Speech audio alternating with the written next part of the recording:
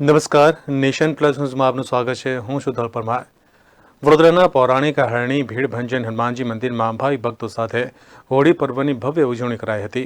વડોદરાના પૌરાણિક હરણી ભીડભંજન હનુમાનજી મંદિરમાં હોળીના પર્વની ભવ્ય ઉજવણી કરાઈ હતી, જ્યાં આરતી સાથે સંગીતમય સુંદરકાંડ પાઠનું આયોજન કરવામાં આવ્યું હતું. મંદિરમાં ખૂબ મોટી સંખ્યામાં ભક્તો ઉપસ્થિત રહ્યા હતા. કાર્યક્રમ અંગે હરણી ભીડભંજન હનુમાનજી મંદિરના મહંત પરમ પૂજ્ય હર્ષદગીરી ગોસ્વામી દ્વારા માહિતી આપવામાં આવી હતી. પ્રભુ શ્રી રામજીનું પ્રાગટ્ય અયોધ્યામાં થઈ ગયું. રાજા રામ તરીકે બિરાજમાન થઈ ગયા. એની તો આખા વર્ષમાં ખુશી તો રહેશે જ. અને એ ખુશી બાદ એ પર્વ પછી આ પ્રથમ પર્વ હોળીનું પર્વ છે, જે ભગવાન કૃષ્ણ રાધાજી સાથે જોડાયેલો છે. એવી રીતે પણ રામજી અને સીતા સાથેથી પણ આ હોળીનો પર્વ જોડાયેલો છે. તો આ પર્વને લઈને આજે ભીડભંજન હનુમાન મંદિરની અંદર હોળીનો પર્વ પુષ્પથી અને ગુલાબથી ઉજવવામાં આવે છે.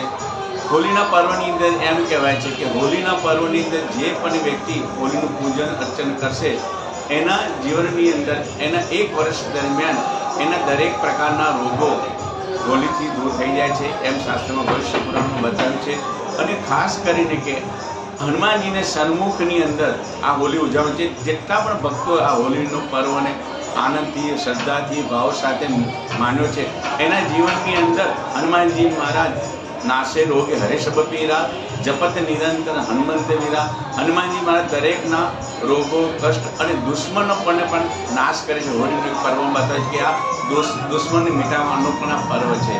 તો આજે ભીડભંજન હનુમાનજી મંદિરની અંદર ભક્તો દ્વારા સુંદરકાંડ બાદ ખૂબ જ મોટી સંખ્યામાં ભક્તોએ હોળીનો પર્વ હનુમાનજીની સન્મુખ ગુલાલથી, પુષ્પથી, અનેક ભાવથી ભક્તો નાચ્યા છે અને હનુમાનજી સમક્ષ આ પર્વને ખૂબ ધામધૂમથી ઉજવ્યો. Bureau report, nation plus news Vadodara. સમાચારોના સતત અપડેટ માટે નેશન પ્લસ ન્યૂઝના યુટ્યુબ ચેનલને સબસ્ક્રાઇબ કરો, બેલ આઇકન દબાવો અને ફોલો કરો ઇન્સ્ટાગ્રામ, ફેસબુક અને ટ્વિટર પર.